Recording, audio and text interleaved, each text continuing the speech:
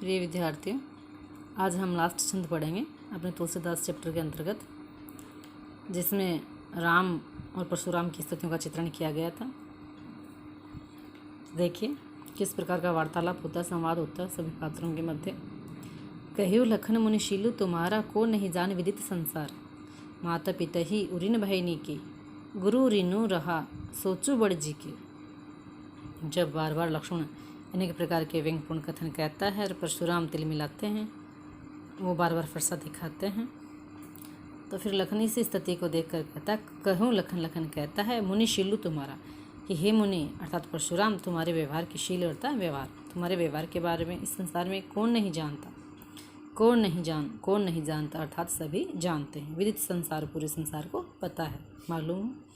माता पिता है उरीन भयनी के, सभी को पता है कि आप माता पिता के ऋण से तो मुक्त हो गई, उनसे तो उऋण हो गई। उऋण का अर्थ होता है ऋण से मुक्त होना। भयनी के यानी अच्छी तरह से ऋण से मुक्त हो गए, ऋण उतार दिया माता पिता का आपने।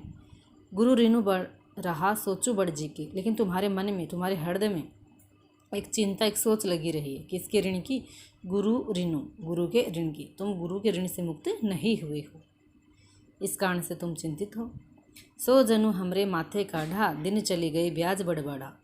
अब आनिए व्यवहारिया बोली, तुरंत देव मथेली खोली। सो जनु हमरे ही माथे काढ़ा, अब गुरु का जो ऋण बचा हुआ वो हमारे पास आकर हमारे मत्थे मढ़ रहे हो, हम पर वो डाल रहे हो। दिन चले गए ब्याज बढ़ बढ़ा, गुरु के ऋण को उतारने के लिए वो दिन चले गए, दिन प्रतिदिन ब्याज बढ़ रहा है। आपको पता है, जब हम किसी व्यक्ति को पैसे देते हैं या किसी व्यक्ति से लेते हैं, उस समय मूलधन के साथ साथ ब्याज की स्थिति भी होती है। जैसे जैसे समय चलता है, आगे बढ़ता है, तो उसका ब्याज बढ़ता है।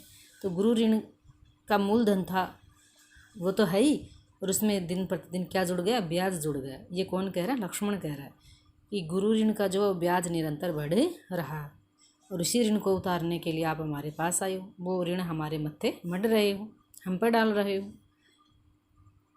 अब आनिए व्यवहारी बोली, व्यवहारिया होता है लेखा जोखा करने वाला, हिसाब किताब करने वाला व्यक्ति। अब आनिया बुला लो, तुरंत देव मथेली खुली।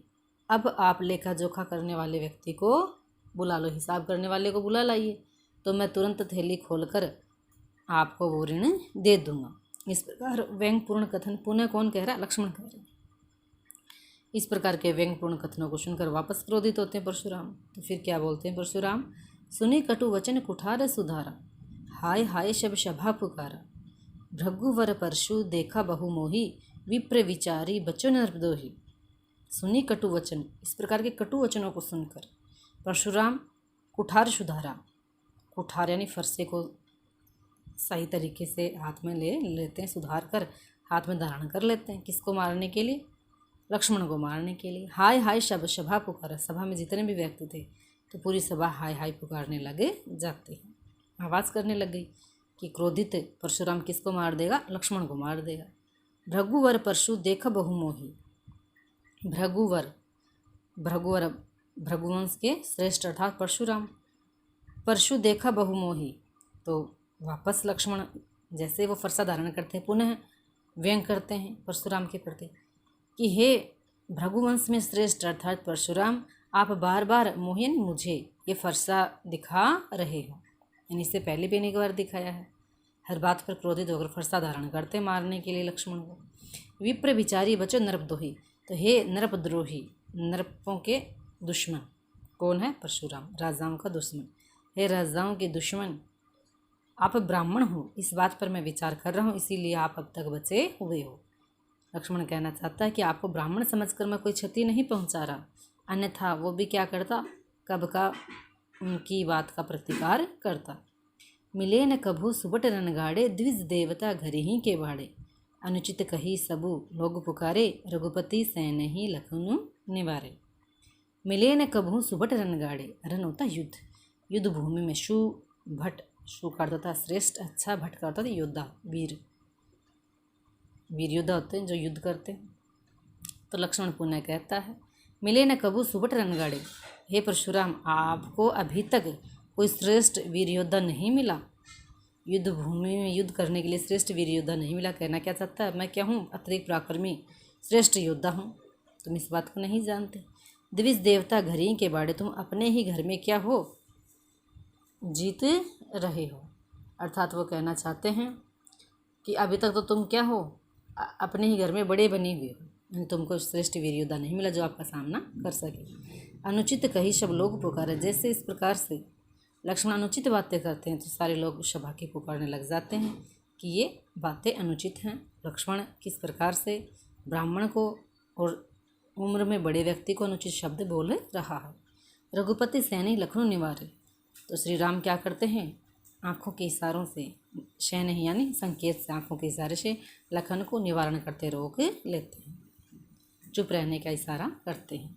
लखन उत्तर आहुति सरिष भृगुवर को पुकृषानु, लखन उत्तर, लक्ष्मण का जो उत्तर है, उत्तर थे वो किसके समान थे, आहुति शरीष, आहुति होता हवन की सामग्री, हवन में हम लकड़ियाँ समिधा डालते हैं ना, जो इत्यादि, उसके समान है, यानी आग को बढ़ाने वाले थे। क्रोधित स्वभाव का लक्ष्मण था तो उसके उत्तर आहुति सामग्री के समान, सरिष का अर्थ उपमा हो गया, समान। भृगुवर कोपु कृषाणु, और भृगुवर, भृगुवंश के श्रेष्ठ अर्थात परशुराम के क्रोधित, कृषाणु अर्थ होता आग, तो भृगुवंश के श्रेष्ठ अर्थात परशुराम की क्रोध रूपी अग्नि को और अधिक भड़का रहे थे, जला रहे थे। जैसे अग्नि में, हवन में हम क्या करते हैं, शमीदा डालते हैं तो वह और अधिक भभकती है, जलती है। तो कठोर वचन लक्ष्मण के बार बार सुनकर क्रोधित परशुराम को और अत्यधिक क्रोध आ रहा था, उनके क्रोध रूपी आग अत्यधिक बढ़े रही थी। बढ़ते देखी जलसम वचन बोले रघुकुल भानु, रघुकुल वंश के सूर्य अर्थात राम इस स्थिति को देखते हैं तो जल के समान शीतल आनंदमयी वचन बोलते हैं। तो देखो किस प्रकार से विपरीत स्थिति है दोनों भाइयों में, लक्ष्मण और राम में। तो चलो पहले हम व्याख्या के रूप में एक बार और देख लें। कहूँ लखन मीनुशीलु तुम्हारा, को नहीं जानत विदित संसार, मातो पितो उरिन बहनी के, गुरु ऋनु रहा सोच बड़े जी के। बार बार लक्ष्मण अनेक प्रकार के व्यंगपूर्ण कथन परशुराम से कहता है। परशुराम बार बार फरसा धारण करते हैं। इस स्थिति को देखकर और अपनी गर्भोक्तियों को बताकर परशुराम, गर्भोक्तियों को बताकर परशुराम बार बार कहते हैं पूरा संसार मेरे बारे में जानता और तुम नहीं जानते। इस प्रकार के पराक्रमी क्रोधित व्यंगपूर्ण कथनों को सुनकर लक्ष्मण पुनः कहता है कि हे परशुराम, हे श्रेष्ठ परशुराम या हे परशुराम, आपके व्यवहार को इस संसार में कौन नहीं जानता, अर्थात आप तो पूरे संसार भर में प्रसिद्ध हैं, कौन आपके व्यवहार को नहीं जानता, अर्थात पूरा संसार जानता है।